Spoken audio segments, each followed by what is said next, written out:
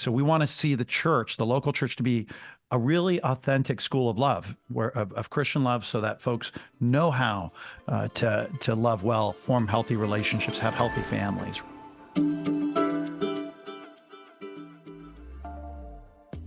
Hi again, everybody. Welcome to another episode of the Narrative Podcast with Mike Andrews, Aaron Baer, and David Mahan. We are so back, fellas, all because together. David finally showed up for work for a change. He didn't blow out his back, and I don't know what else has been going on. Y'all know where I've been, guys. Getting older. We don't know where you've been. That's the problem. You're unaccounted for. And throw his back out or something. My wife had COVID for 2 weeks, and I started getting it, but I slept for an entire day. But the vaccine kicked in? Is that what you said? Busted. You slept for an entire day. That's a Tuesday for you, right? That's man. like most that Tuesdays. was a beautiful thing. Yeah. Well, hey, on a serious note, how was Easter, guys? You have a great time celebrating the resurrection this past weekend. I know ours was sweet as a family, and church time was awesome. So it was the best, man. It just, you get those moments of really getting to. And I remember when we started Lent here, we prayed a lot, and I prayed a lot this Lent season. Like, God, just help me really rejoice and celebrate new life, celebrate the resurrection, celebrate what you did for us. And that was Sunday morning for us. And honestly, no lie, we talked about this in the team chat. One of the things that helped with that was we took our kids to go see King of Kings. Who's not a sponsor of the program. They should be, but we took them to go see King of Kings, and it was amazing. It was great, and it sparked a bunch of great conversations between our 6-year-old and our 9-year-old, and yeah, so it really was a good one, a sweet one this year. Yeah, one of the most amazing resurrection services that I've been in a long time. Just some powerful testimonies. We had some friends come, and a young man gave his life to Christ, and just had great questions again, and wanting to follow up with some more ministry opportunities with that kid and his sister.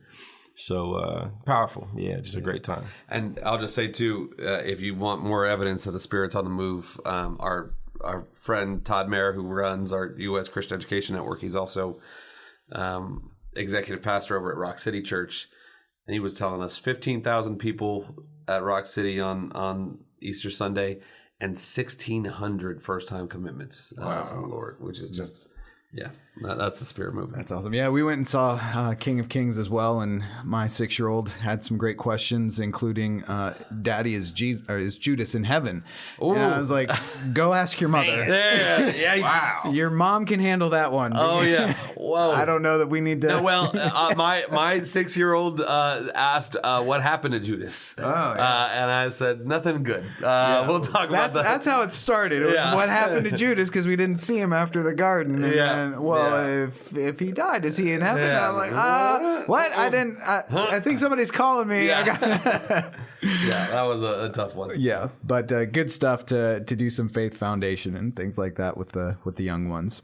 Well, we got some news stories to cover today. Some things that are cooking in Central Ohio and beyond. And one thing that we had our eye on this week was this idea of universal basic income that's getting some publicity here in Columbus. And I think we just need to start with, what is that, Aaron? Yeah. The concept of universal basic income has been around for a long time, and it's actually one of those things that folks on the left and some on the right, more libertarians than conservatives, have been interested in, have somewhat embraced. On the right, guys like Charles Murray from the American Enterprise Institute, they've kind of, I don't want to say championed this idea, but they floated it out there, and the idea is basically just direct, untethered payments to people.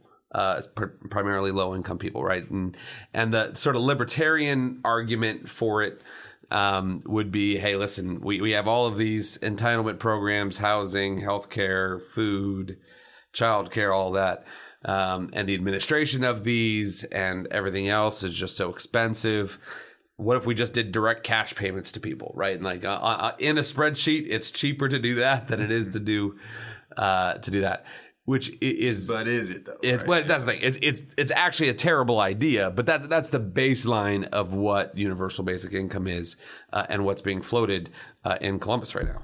And this feels like one of those things, guys, that it's hard to talk about in a nuanced way, because as soon as you say like it's a bad idea, it's like, oh, you don't care about helping people out with the basic things they need for living. But at the same time, if there's nothing that's tethering this income or no requirements behind it, you don't know where it ends up, and it might ultimately not benefit them. Yeah, and real quick before David rips it apart, Because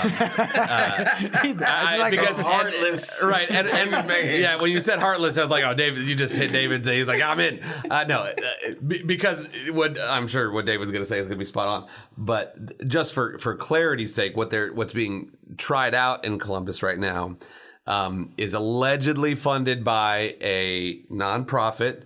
Which, again, though, anybody that's been following Doge and everything that happened with USAID, who knows where this money actually came from originally. But they're trying a pilot program in Ohio, in Columbus right now, through a nonprofit that's giving 32 single moms, low-income single moms, $500 a month. That's what they're trying. And now my concern with it is they've cherry-picked 32 moms. That's right. They're going to give $500 to a month and then come out and say, look how great this worked. It uplifted them. It did all that. And then they're going to say, now let's go everywhere. But use taxpayer dollars. Exactly. Go ahead. Go after it, David. Sorry. Let her cook. Yeah, I just didn't want people to say, look at what Columbus is doing. Not yet. No, first of all, I have no problem with private funds, being used for a pilot program on 32 moms, low-income moms, right? But most people, to Aaron's point, I think, would tend to, buy their wants and beg their needs. Right. And so will it save taxpayers money if we expand this pilot out to, the broader population? No. Right. Because they're going to use that money for their wants and then still use taxpayer money for their needs. Right. And so but at the same time, I would love to have an extra $500, from CCV if y'all want to start a pilot program around here. Talk to the man to your right. I mean, let's do our own little pilot program. You literally see the stains on the wall in our. We're in a 10 by 10 room. We are in a supply closet right now, and you're trying to get $500 more a month. Advocate, go on. All I want is elbow room for the podcast. Brought this subject up. I mean, I'm sure those 32 moms were very excited to have 500, and so would I. So yeah, no, but honestly, I mean, this brings up so many different, I think, worldview issues for Christians. I think it brings up a lot of. Different questions about how do we think about helping people, and what does help actually look like from a Christian perspective? Because again, we anybody that's ever worked in inner cities and sees a lot of the folks that are involved in this space, genuinely they want to try to help folks, right? Their heart's in the right place. But just with universal basic income in particular, this is where Christians bring such an important perspective to what does helping the poor look like, because we understand if all you're doing is looking at the body and ignoring the soul, your solution is not going to fundamentally meet the need. Yeah, and again, we had this discussion a little bit with Delano Squires not too long ago, a couple weeks on the podcast. But these are unserious answers to real problems, and every one of those 32 moms, I'm sure, wouldn't mind some help. But I just don't think this is the best way you help people in need. I think it's condescending, and I think. When you're looking at, especially the libertarians, some of the conservative side of this, they're probably just looking for, hey, we voted for something to give, money, direct money to people in need, just to kind of pat themselves on the back and say, hey, we give money to poor people too. But it's just an unserious solution. And I'll say this idea, this program in Columbus is coming from the left. But my thing about this is, it's the same thing with all welfare entitlements, but especially with universal basic income. Like when you don't acknowledge that we were made for more than just sustaining, right? People aren't automatons. We're not robots, right? We have souls. We were made for a purpose. We were made in the image of somebody, and we were made with a purpose. And work is not a curse. It's and a work part is of the not, plan. Exactly. And so when there's a reason why when Paul says if you don't work, you don't eat, right. He's not trying to be punitive, right? Mm-hmm. Necessarily. It's also acknowledging that we were made for something. And so when we just endlessly give out without any expectations of people earning or working, that's actually dehumanizing to them in the long run. Sure. And that's why all of these welfare programs, and if you look at on the whole, and we've had this conversation here in a few different contexts, all of these programs that are just about how do I help people sustain their lives instead of being a safety net to catch people and get them back up into working and helping them earn more and support more and encouraging them to make good, healthy decisions like work, like form families. They're ultimately going to fail in terms of their big picture goals because it's not understanding that we're more than bodies, we are souls, and those souls need a purpose. Honestly, this story actually reminded me a little bit too, as we're talking, of the bill that Senator John Husted brought forward in Congress, which I think is a great idea that prohibits the use of SNAP benefits, prohibits the purchase of soda, high sugar sodas with SNAP benefits, right? Because again, if we're going to have these welfare benefits, are we encouraging healthy decision making, or are we ultimately allowing folks to sustain and continue to make bad decisions, right? That ultimately, I think I saw something crazy like 30% of SNAP funds go to the soda industry. Sometimes you just need a Faygo Red. I mean, who among us, right? and then we wonder why our Medicaid costs are through the roof. I don't mean to go all RFK on you, red pop, right? But it's these things are our diets and what low income Ohioans are spending these benefits on have massive implications, both economically, but I would even argue from a dignity and a soul level as well. And a lump sum isn't a solution to a problem, but if you're saying, hey, we will help you budget these funds in a way that helps you with that wants and needs distinction that you mentioned, David, even that's a step in the right direction that gives them some autonomy and some authority in ways that I think are more dignifying as an individual. Well, another spot that we're seeing some talk of maybe some benefits or trying to get some positive results through some government programs. Interesting article in the New York Times about ideas the Trump administration is considering to be more pro-family and be more pro-baby. And on the surface, yes, more babies, love that. But I think as you start to look through some of these problems or some of these proposals, you can see that there could be some problems. I want to let David cook on, because I actually think David's off on some of this stuff a little bit, but I want to let him cook for a minute. We know he's off. Yeah, no, because I actually think a lot of the things they're talking about are pretty good. I do think there's an important distinction that she'll make, but I want to hear you. Okay, so let's just rank. So one of the proposed solutions here is to give a $5,000 cash baby bonus to every American mother after delivery. All right. So I don't know if I'm in support of just supporting women who have babies, right? Because I come from a generation where, a lot of young girls do have babies because they know it's attached to money, income. And when they get in relationships, there is no desire to form healthy relationships, healthy marriages around these children because they know they get more money per head if they are not attached to the father.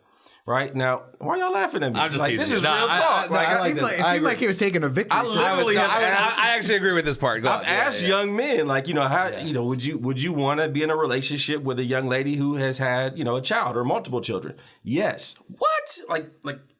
Before, in the 90s, you wouldn't want to do that. But now kids do. And you say, why? Well, because I get free healthcare. I get free cell phones. I get free food.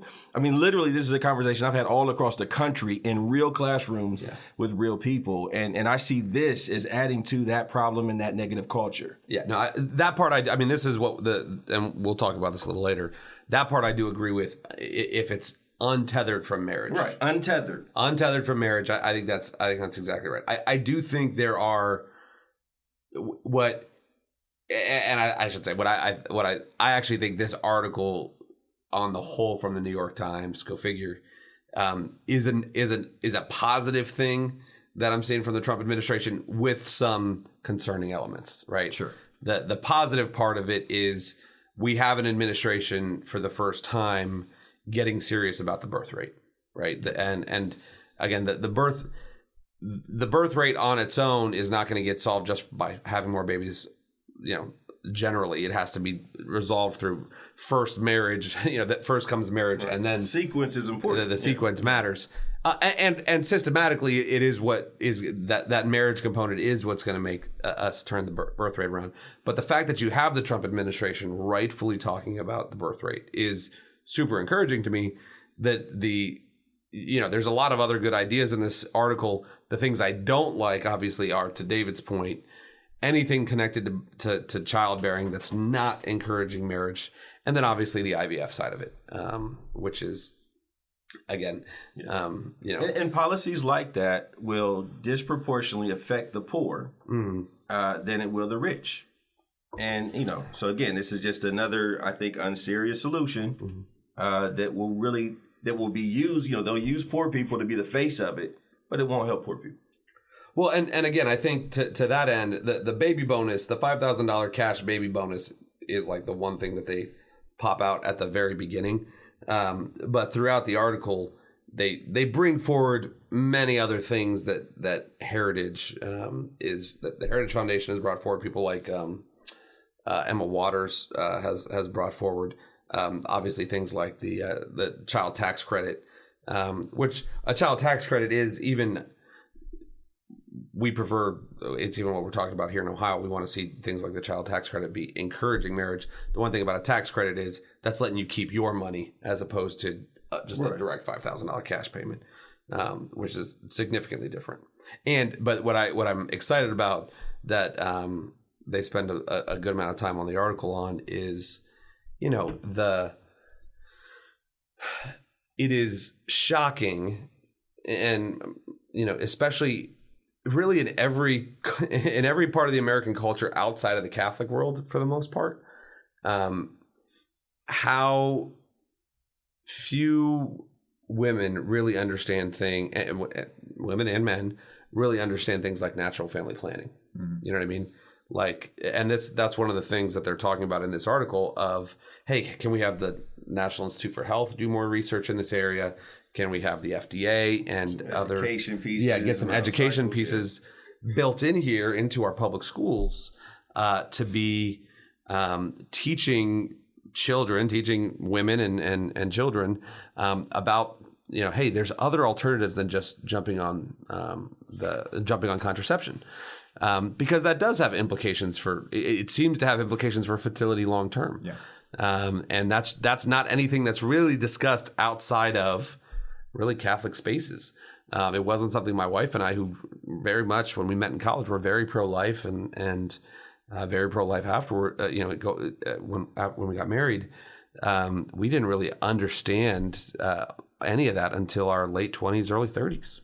Yeah, I think even in this article too, there's a comment from somebody with a Institute of Reproductive Health or something that said like, well, that's not scientific based. It's always focused on religion. And well, it is what it was until like 1950. Exactly, right, yeah. Like this is how people plan their families. Yeah, exactly. Yeah. This is not new. You had an opportunity there, Mike, to be your best 12-year-old self and talk about Aaron, but you didn't. So I applaud you there.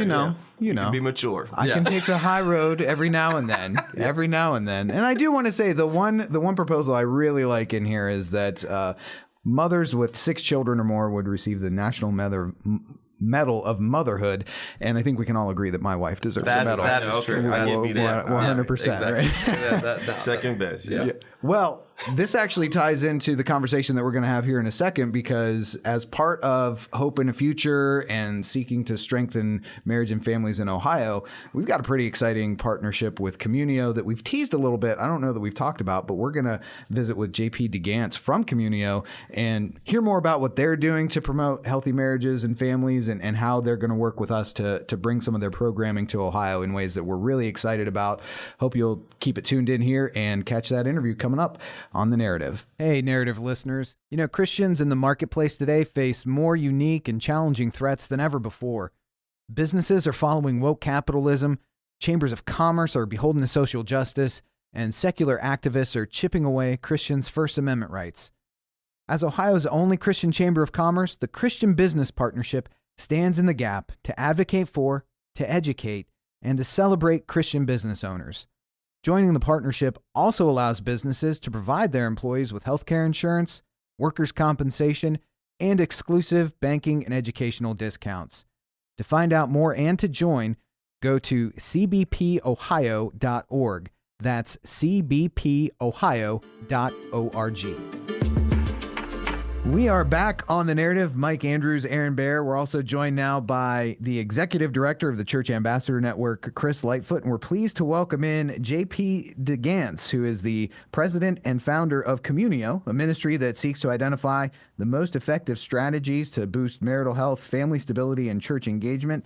He's a published author, and he has 8 children along with his wife. So we're grateful for this opportunity to talk to you, JP, about all that Communio's got going on, and specifically start letting some of our listeners know about this exciting partnership that we've got coming up here with Communio and CCV.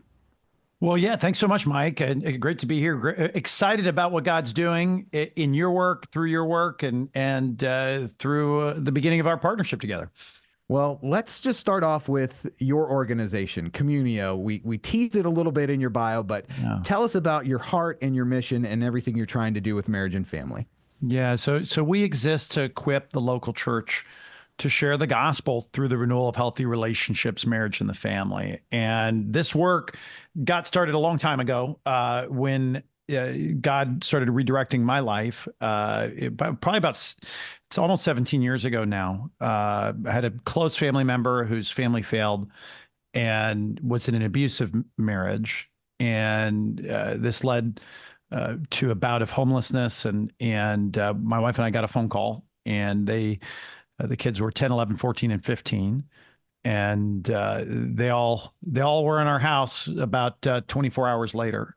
And we just saw what happens when families fail in such a terrible way. And God started working on my heart to think about what I had already learned in the for-profit sector and in public policy, and started thinking a lot of those tools and strategies, what if we baptize them, sanctified them, bringing them to the service of the church to find ways to strengthen families. And that began an odyssey that led to the creation of Communio. We ran a big pilot initiative in Jacksonville, Florida, some years later, where we worked with 93 churches across Duval County, and through them moved 58,112 people through 4 hours or longer of relationship skills ministry, and saturated the county with digital outreach, inviting people to those churches, those experiences, and the net was that the divorce rate dropped 24% in 3 years. You had some business guys that were really dubious that we had much of anything to do with it, and so they paid for an independent evaluation of our work, and that independent evaluation came back and said, yeah, there's no demographic explanation for that decline in divorce in the county other than the intervention through these churches. And so praise God for that. And we made a lot of mistakes along the way, but we found some things that really do work. And so since that pilot ended in 2018, we've been on this journey to build out replicable services for the local church so that so individual pastors and churches can take those learnings, apply them for their people and for their community, and produce a real transformation on marriage and lead more men and women ultimately to an encounter with a real relationship with Jesus Christ. So just to really bring that home, basically what you see with Communio in their Jacksonville case study is just by working through the churches in a community, they were able to decrease the divorce rate in that area and have a massive impact by 24%. We'll talk a lot more about what does it mean to actually work through the churches. But I'll just say, Communio had been on my radar somewhat, and JP, we sort of travel in similar circles where I was like, yeah, I think I was at that conference that you were at, and we came across you, or this meeting and all that. But from where we sit at CCV, we commissioned Brad Wilcox to do the Hope in a Future report for us and produce the Family Structure Index, and came out with all of these, real shocking numbers on the state of marriage and family. And the really, that was hard enough to pull that report together. It's a really heavy lift to pull that off. But then the harder part is then, so what do you do about it, right? And like we've talked about on this podcast a number of times, unpacking that report, 53% of Ohio's kids are raised in households without a married mom and dad. It's led to all this bloat in government and all this suffering in our communities and all these types of things. And so what do you actually do? Well, like we said, there are some things we can do in law that we're working on, but it really is kind of an 80-20 issue where 20% public policy and 80% it's a culture issue, right? That's why Utah is number one on the family structure index of the healthiest family. They have a culture that celebrates marriage and family. And across the board, when we said, okay, so what do we actually do about this? So we got to change culture. How do we actually go about doing that in a really granular and practical way, right? We kind of put ourselves out there with the Hope in a Future report saying, here's the bad numbers in Ohio. CCV is committed to changing these numbers. Jesus, what does that look like for us to change these numbers?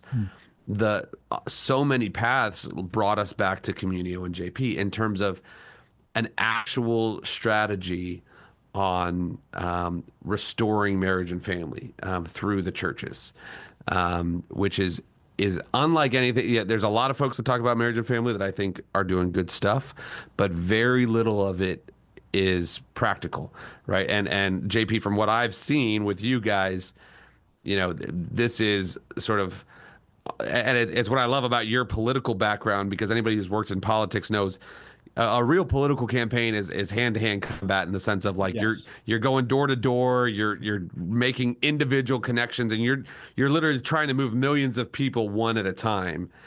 And that's kind of what Communio is doing, is literally trying to change millions of personal decisions in person by person in a scalable way. Yeah, that's absolutely right. If you're working on a campaign, there might be a big rally, but that big rally's purpose is to build up volunteers, actually, so that they go out and do the shoe leather work of you jokingly say hand-to-hand combat. You're going door to door, and it's winning hearts and minds one at a time, having conversations. Well, when we think about the crisis of the family, right?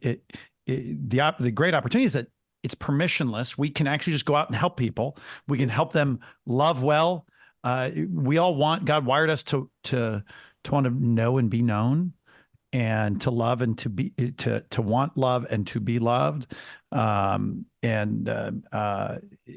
so the local church is that great avenue to bring that about, right? We say, look, Jesus gave an institution through which he wants to bring his salvation into the world. That's the local church. And 85% of all churches in the United States spend nothing, $0 each and every year in the area of marriage and relationship ministry. So I hear that, and that's according to a study we commissioned with the Barna Group some years ago.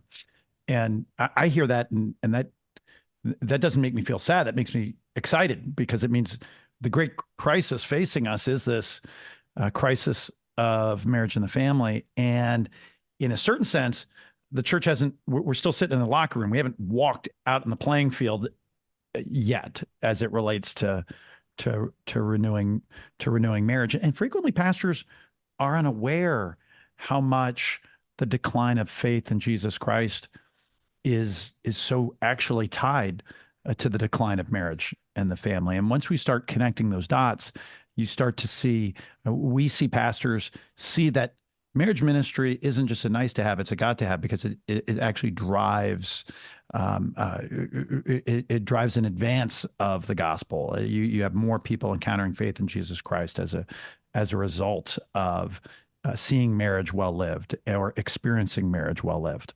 Yeah, well, and I mean, Chris, you've seen this as well as more so than any of us, just because of your sort of close relationships with all the denominational leaders and the pastors here. But to JP's point there, the Hope, we've put out a lot of publications at CCV over the years. Nothing as sort of robust as Hope in the Future, but certainly nothing that's ever been received as well as Hope in the Future, in terms of them acknowledging, again, we highlight a lot of problems here. Hey, there's gender clinics all over the place sterilizing kids. Hey, the public schools are failing. Hey, all this kind of stuff.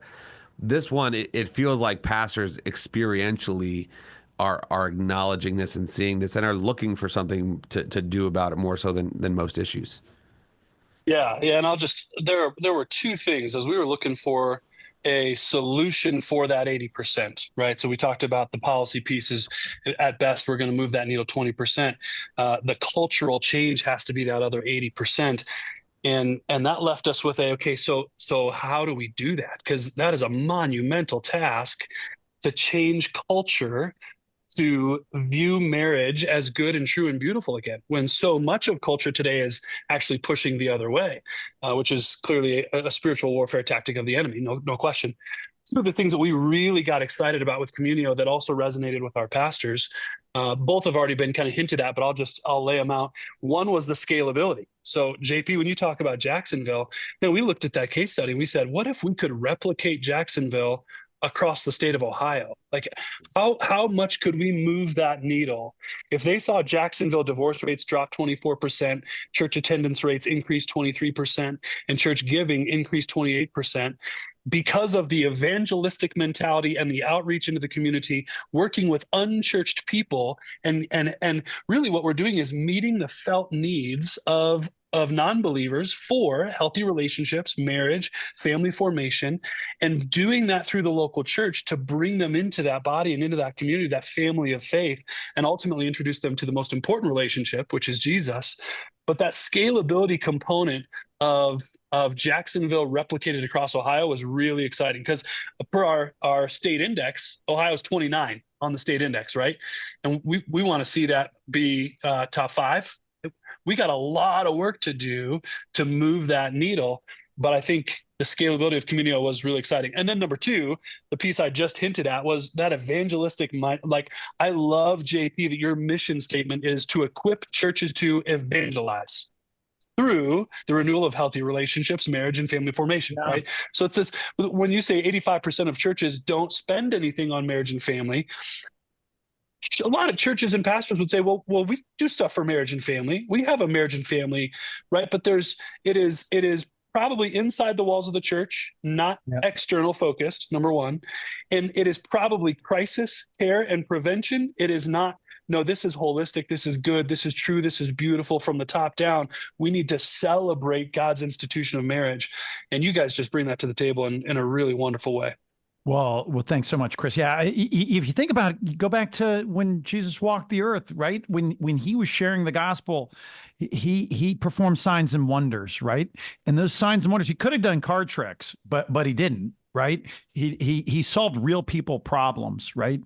And healing the sick, feeding the hungry. He did real things that people desired, wanted, or needed. And today, in this 21st century moment, there's with the growth in the loneliness epidemic, the increases in suicide, the suffering that is flowing out of the collapse of healthy relationships, the collapse of marriage. That's the felt need of our moment in time, and so our message for pastors: look, Communio can't do this. We can't put enough staff all over the country. It's the church. The church is everywhere, right? And it's us as believers. We're the hands and feet of Jesus Christ, right? And so we can come. We call it the John the Baptist strategy. We want to decrease, and we want the local church to increase. And if we can come run really fast behind individual pastors who have a real passion for the gospel, then we can equip that pastor in his church with a playbook that can be adapted for their own the pastor's own community, for his own church, his own context, and produce those signs and wonders, right, in the healing of marriages, for those single people who don't know how to form those healthy relationships, those singles who frequently been told and have been fed lies from the enemy frequently, so that they can form the kinds of healthy relationships that can lead to marriage, and that can and should happen in and through the local church, in real life, through real life relationship. Could you just talk a little bit about the data integration and how you help the local church understand the demographics in their community and go reach the people that they want to reach with kind of a rifle instead of a shotgun? Yeah, we saw this from my old life. It's used in commercial retail. It's used in politics. We frequently haven't seen it used in the local church. And in Jacksonville, we pioneered the use of data analytics to provide what we call a data-informed approach, not a data-driven approach, right? Data has a seat at the table. The Holy Spirit's in charge. And so we can help. We've got in our database 93% of U.S. consumers. We have developed a number of ministry models that help us understand, okay, how many people within these zip codes are struggling right now in their marriage? How many of those have young kids in the home? How many singles look like someone who recently got married? So they're in a heightened likelihood to get married over the next 12 months to 18 months. Okay, how many folks are cohabiting with young kids? We know, for instance, a child living in a home with a man who's not her father is the most at risk for abuse. Okay, so helping a church understand where there's opportunities, right? And we can help the church identify, okay, households with young kids, and for all those kinds of insights. And they're not just insights for us. We can help a church design a customized outreach campaign so that you can be the church into your local community. So you're inviting people through social media, through digital media, through email, through texting, through door-to-door outreach, putting a door hanger on a specific door. And you might have 100, anybody who's done door-to-door outreach for a campaign knows, you don't spend your time going to every single door. You got to husband resources. You go to so many households. So you're going to households of that have high leverage for the particular campaign. And so, for instance, we might go in a neighborhood of 100 people, and there's 17 households that have households with young kids in it. You might invite parents to a parents' night out where there's something fun for the kids. And now you're inviting them not first to worship. You're inviting them into something that they find relevant, right? A family block party. And you can begin to that church can begin to build a relationship. And we've developed, we've now, since Jacksonville, we've worked with well over 300 churches across 30 states. And we've developed replicable playbooks on how to insert both fun and the kind of enrichment that helps people grow a little bit and in a small dose in some sort of first encounter with folks. And so we're allowing and equipping the local church for real practical 21st century evangelism and around a real playbook that works where you're seeing more marriages, you're seeing healthier marriages, and of course the flourishing of kids in those homes. So the big headline here out of all of this at the end of the day is that CCV we've signed a pretty significant contract with Communio to, as Chris said, basically take what they did in Jacksonville and do it statewide, and basically make it more affordable for churches to be able to partner with Communio and do this. And really our goal when and this is sort of tentative right now, we're still looking at all the numbers, but when we look at Jacksonville and look at their experience, our estimation, and Chris, you can correct me if I'm wrong here. Just correct him anyway, Chris. Exactly right. If we are going to change the trajectory of these numbers in the Family Structure Index, we need to have about 1,200 churches in Ohio be working with Communio on restoring marriage and family. Only just 1,200 churches. Yeah. And I think JP, maybe if you can describe a little bit of what does that actually look like? Because of this, agreement we've worked out with you guys, and we could talk a little bit more about what Chris and you guys at Communio have done with a lot of the denominational leaders in the state and even some of the diocese. But what does it actually look like now for Communio to come in and partner with the church in this really, again, I keep saying sort of granular way of restoring marriage and family in their neighborhood, in their community with you guys? Yeah, so we've developed, coming out of Jacksonville over the last number of years, what we call a data-informed full circle relationship ministry. That's the summary of our coaching model. And by data-informed, we mean using data to understand what's going on with your people and in your community, and using that kind of smart data to invite people in that aren't already in your pews. Okay, so it's inherently an evangelizing ministry, both for your people, inside out approach, both in affecting change in your people and then in the surrounding community. And then when we say full circle, there's 31% less people getting married annually than the year 2000. 65% less people getting married than in the year 1970. So when we say marriage ministry, we actually need to think in terms of equipping people long before they're even dating. Okay. And so we say applying best practices for single life and everything that means, from youth to young adult, to single again for any number of reasons, for the engaged, the seriously dating, for marriage enrichment, and for those who are in marital crisis. So we want to see the church, the local church, to be a really authentic school of love, of Christian love, so that folks know how to love well, form healthy relationships, have healthy families, right? But do it in a way that's fun. So we have a process we call the ministry engagement ladder. Okay, it's a 4-step approach where that ministry is built out.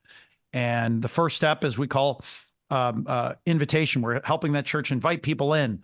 Okay. And this is all through a consultant that Communio provides. Yeah. So each individual church gets a Communio consultant that takes them through this ladder. Yeah. This isn't like outsourcing your marriage and family ministry to Communio. You're bringing in help and an expert. No, we're training the local church. Thank you so much. Yes. So we are coaching churches. So we will be we've got a team that works one-on-one with churches that participate.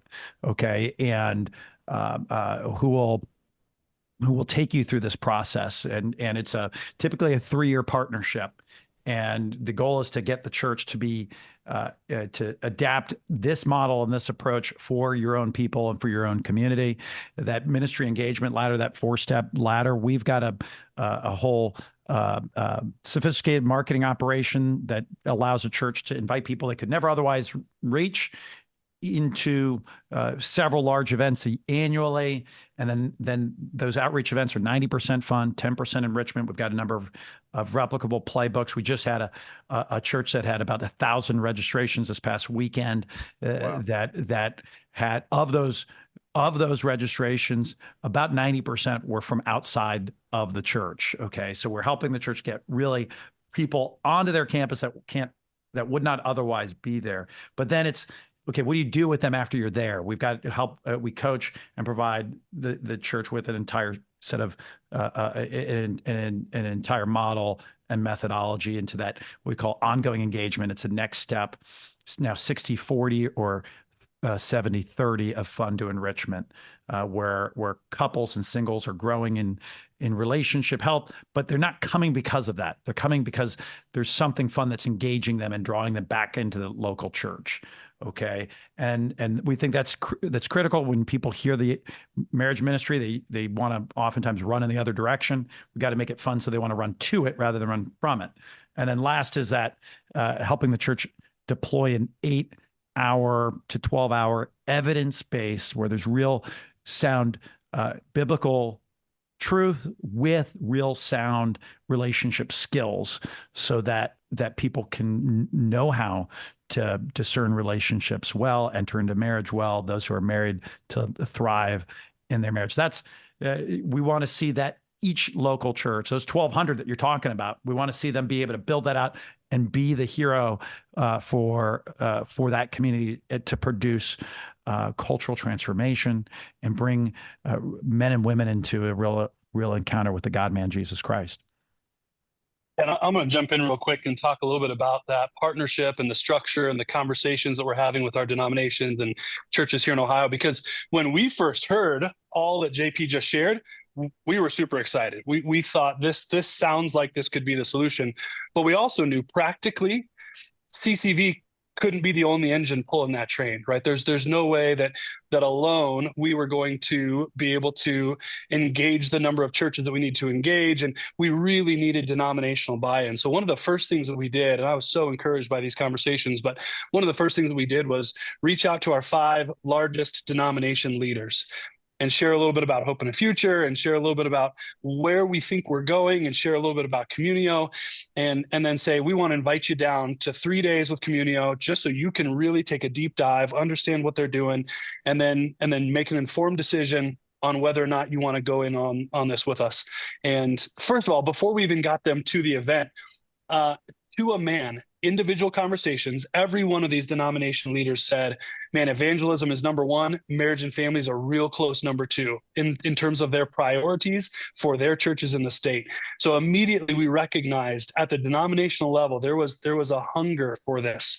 And then when we had that experience with those denominational leaders, they came back really fired up. So where does that leave us today? Well, what we've done is we've signed this contract with Communio, and this is an opportunity for me just to really quickly highlight the generosity, JP, of you and your team, because normally for your consulting relationships on an individual church basis, already subsidized heavily by your donor base, your consultant relationship is $1,500 a month, if I'm remembering my numbers correctly. Yes, yeah. To work with that church.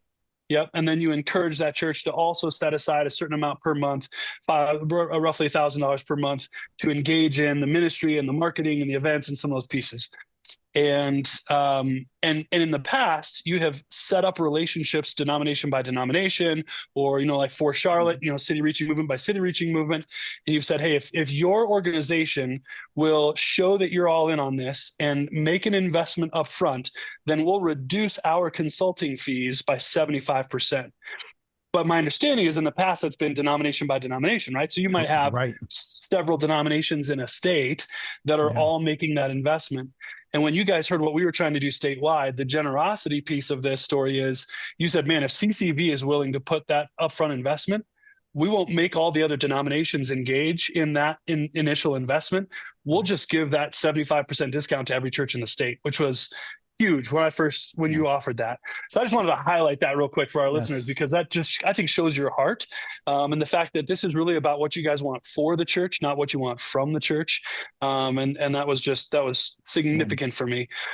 So then what that means for the church is that now that CCV has signed this contract, we've made that initial upfront investment, any church that is wanting to engage on this with us can engage with your consultants. Each church gets 2 dedicated consultants for $300 a month. And we've already had, as I said, denominational buy-in, but now we've got an early tranche of 10 churches. We're calling them our early adopters, who are excited to run.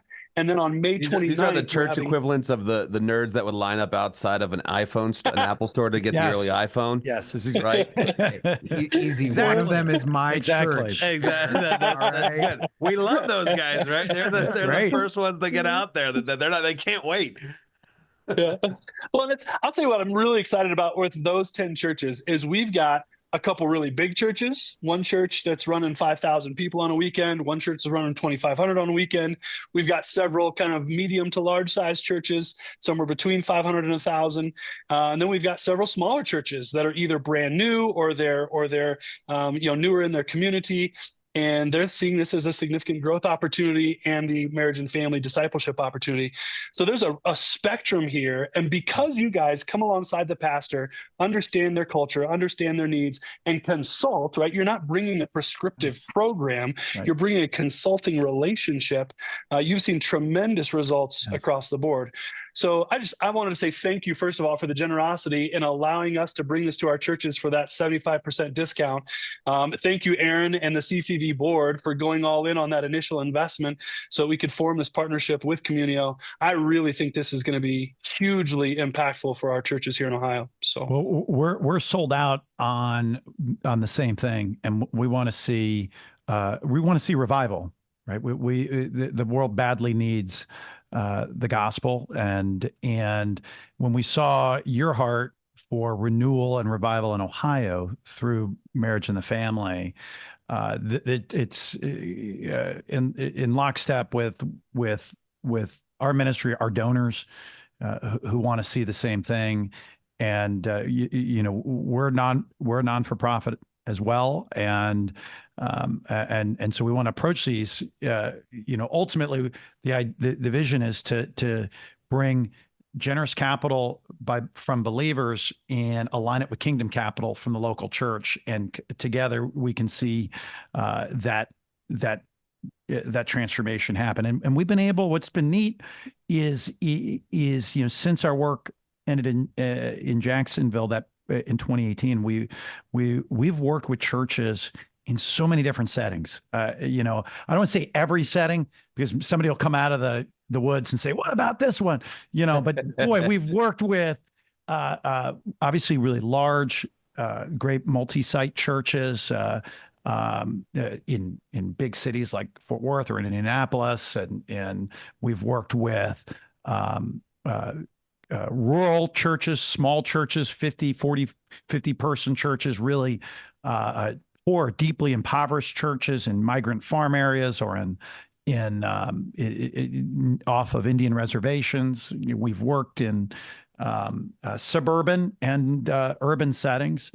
And so, God's wired us to be a lot more similar than we are dissimilar, right? The human heart's made to love, and He wrote marriage into the human heart, and I think there's a reason that Scripture begins with a wedding in the garden, and it ends at the eschatological wedding feast of the Lamb at the end of time with a wedding there, and then you see it throughout. The most common analogy in Scripture is, for God's love for us, is that spousal love, right? You see it from the minor to the major prophets, right? From Hosea to Isaiah, you see it in the Apostle Paul's writings, right? And it's why Paul calls marriage that great mystery, right? That the mystery of human love, right, in marriage between the bridegroom and the bride, is a living icon of that love between Christ and His church.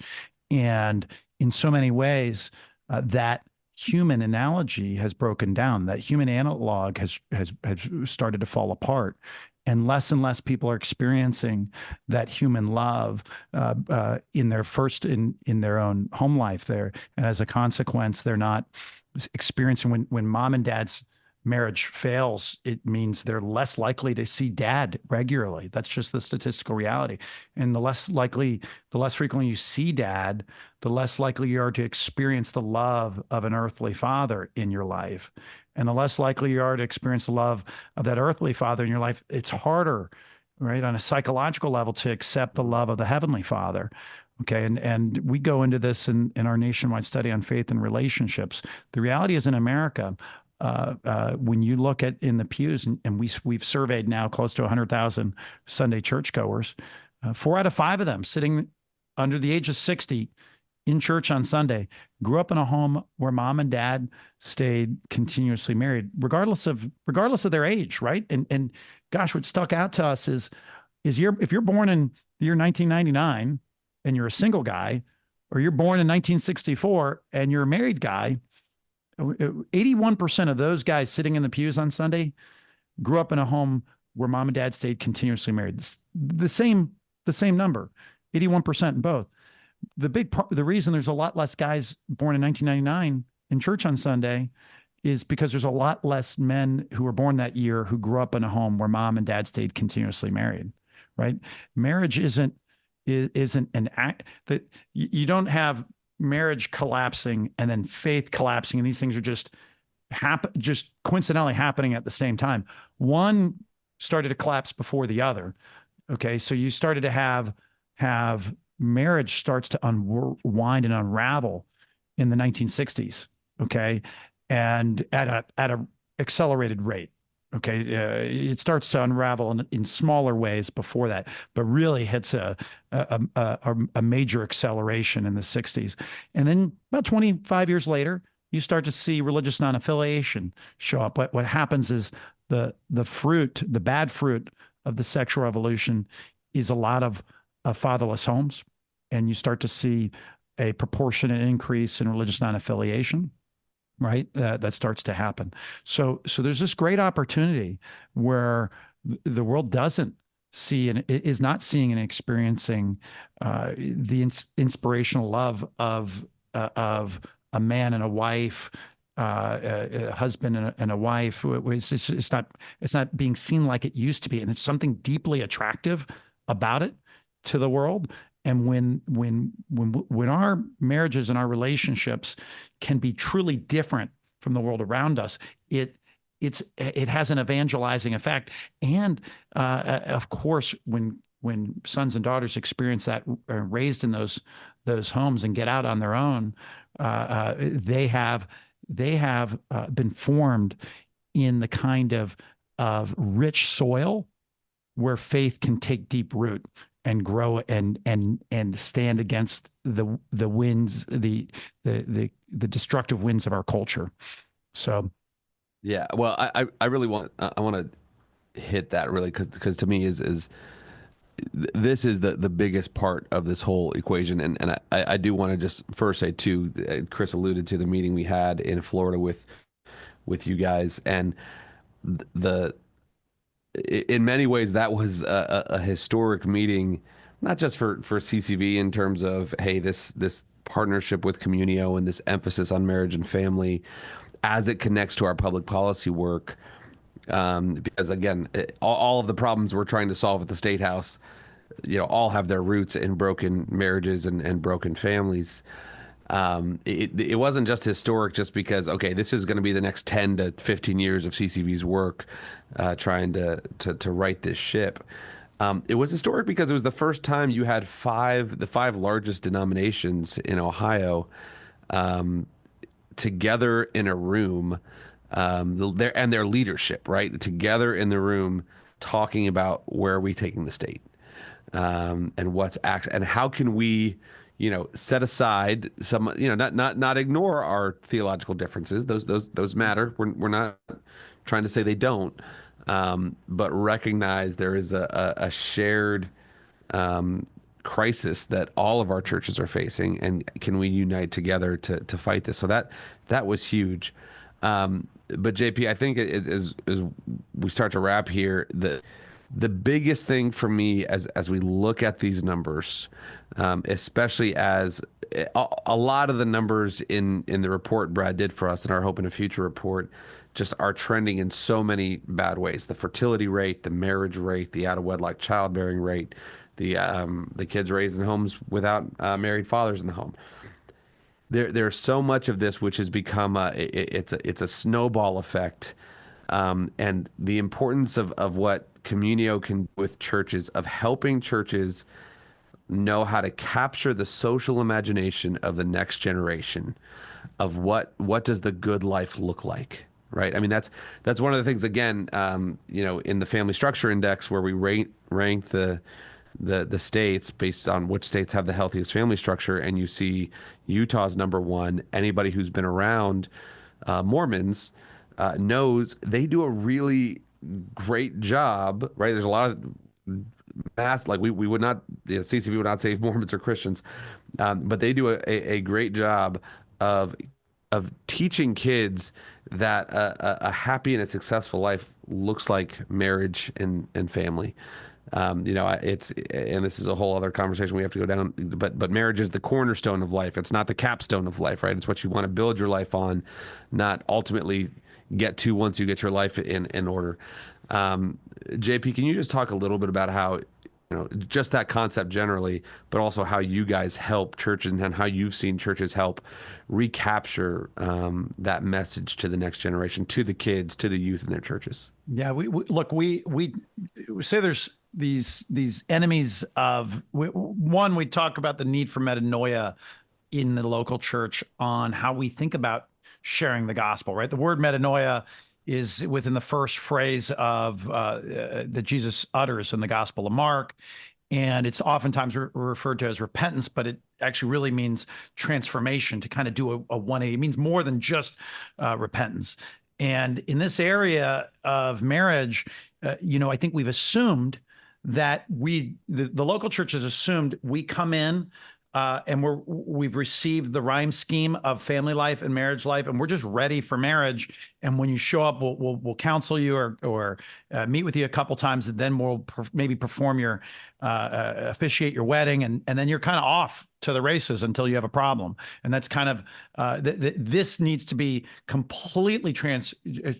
We're in the local church, we're thinking oftentimes, we're behaving oftentimes as if it's the 1950s, 1960s, but the enemy has been a prowling lion on this and has been devouring healthy relationships. We need of course, we need to grow spiritually, and you need to grow in spiritual disciplines, but we need to grow in the human skills to have healthy relationships, because we live in this tech-saturated world where I'm holding up this, smartphone device, and it's a machine that frequently is directing me away from personal relationship, in real life relationship. That's not even saying anything about the temptations that come through ubiquitous internet and the saturation of pornography in our world. So in our churches, we want to see it fun to learn learn and practice the 5 interpersonal skill areas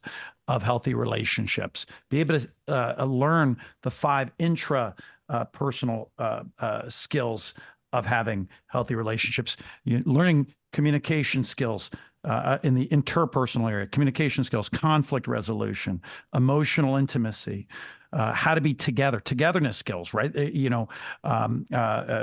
Having the ability to manage your relationship is itself a skill, the 5th skill. And then intrapersonal, like within myself. Okay, that's discernment skills, how to discern a healthy relationship well. Okay, appreciation skills, right?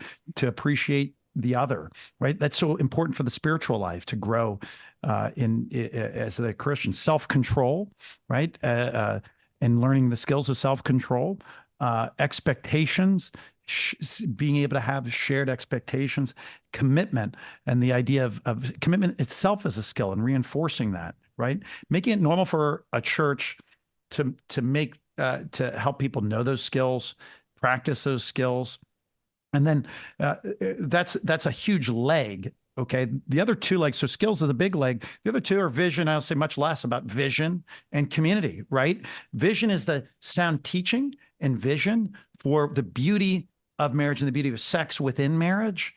Right, our world is saturated with sex. It's dripping from every screen that you can think of, but it's just not living within our churches in a healthy way to teach it and what it looks like, okay, in a authentic Christian marriage, okay?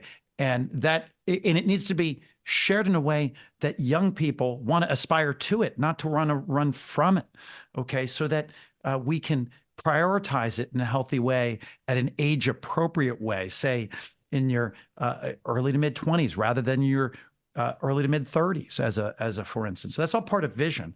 And community is that both the vision and the skills are reinforced through healthy Christian in real life community, right? Helping people live this out. Virtue is contagious, and so is vice. We know vice is contagious. What we want is to create these virtuous communities in the local church level where that's lived out. And we want to see those 3 legs: vision, community, and skills lived out in those, say, 1,200 churches in the years ahead, and see revival and transformation as a result. Well, thank you so much for that, JP. I know just hearing that again gets me excited all over again for this partnership we have with Communio, for what it could do for Ohio, for what you're doing throughout the country. Chris, I'm going to make a quick plug on your behalf and say that if we've got anybody who's listening and think their church might be a fit for this, or if it's a pastor who's listening and wants more information, they can reach out to us through contact@ccv.org. Send us an email. We'll make sure to get it to Chris, and Chris, you can take it from there. And JP, for anybody who wants more information, I know this has been a pretty thorough overview of Communio, but where can they learn more, or if they've got questions for you or about Communio, where can they go? Yeah, go to our website, communio.org. So it's like the word communion, but drop off the N at the end. Okay, so if you can spell communion, you can spell Communio. Just drop the N at the end. Well, I'm out. Yeah. COMMUNIO.org.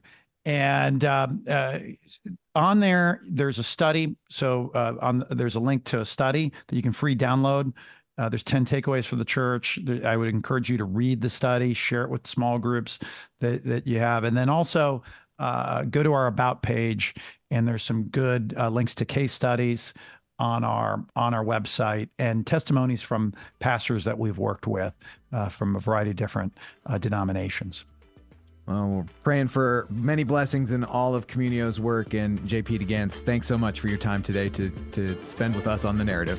Thank you for tuning in to this episode of The Narrative, presented by CCV and produced by Wessler Media. If you found today's episode insightful, leave us a review or rating and subscribe anywhere you get your podcasts.